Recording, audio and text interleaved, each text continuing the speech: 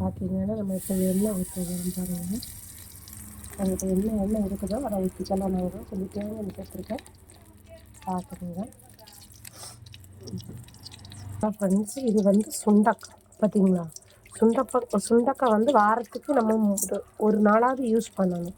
சுண்டக்காயில் நல்ல பூச்சிகளை, வயிற்றில் இருக்க பூச்சிகளை அந்த மாத்திரையை சாப்பிட்றது இந்த மாதிரி நீங்கள் பண்ணுறது நல்லது. இப்போ நம்ம என்ன பண்ண போகிறோம்னா கடுகு போடலாம்.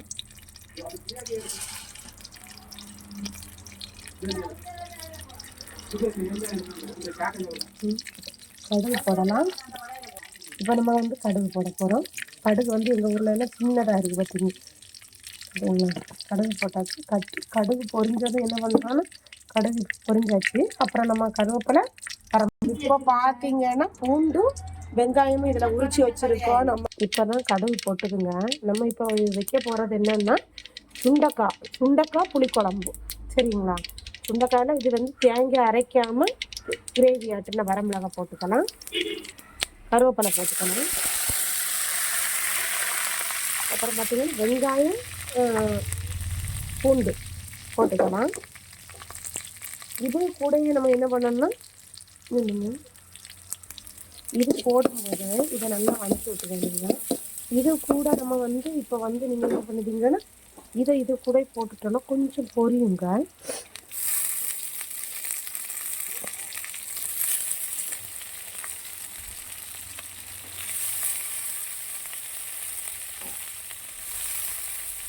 நானும் வீடியோ போடுறாங்க, ஏங்க நீங்கள் ஒரு லைக் கொடுக்க மாட்டீங்க, ஷேர் பண்ண மாட்டேங்கிறீங்க, சப்ஸ்கிரைப் பண்ண மாட்டேங்கிறீங்க?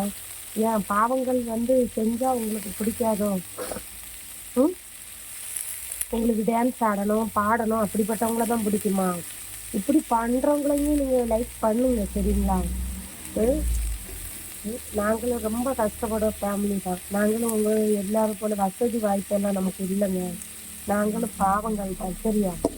கண்டிப்பாக நீங்கள் லைக் பண்ணுங்க, உங்களுக்கு முடிஞ்ச உங்கள் ஃப்ரெண்ட்ஸுக்கு ஷேர் பண்ணுங்க, சரிங்களா? இதை நல்லா வணக்கி விடுங்க. நானும் வீடியோ போட்டு ரொம்ப சங்கடமாக இருக்குது. நம்மளுக்கு ஒரு லைக் கொடுக்க மாட்டேங்கிறீங்க, ஒரு இது பண்ண மாட்டேங்கிறீங்க, ரொம்ப கஷ்டமாக இருக்குது. உண்மையில அந்த அளவில் இருக்குது.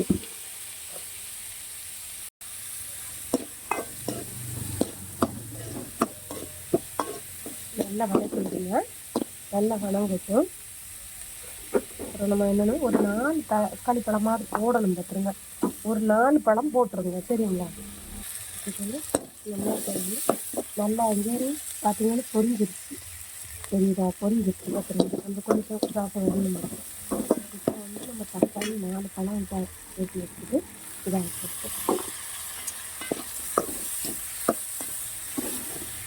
இதை வந்து எனக்கு சமைச்சு மேகி வச்சுருவேன், புரியுதுங்க? நல்லா கிரேவியாட்டு ஆகிடும் பார்த்துருங்க.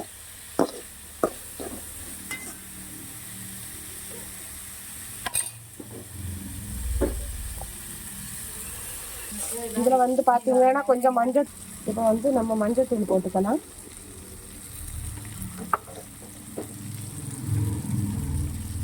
யாரோ வீடு க்ளீன் பண்ணலைன்னு சொன்னாங்க. வீடு க்ளீன் அப்படிதாங்க இருக்கும், வயசானவங்க இருக்கனால அப்படிதான் இருக்கும். அப்படி முடியலைன்னா வந்து க்ளீன் பண்ணி விடுங்க வீட்டை, சரிங்களா?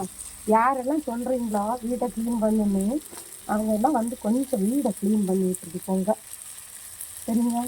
ஓகே.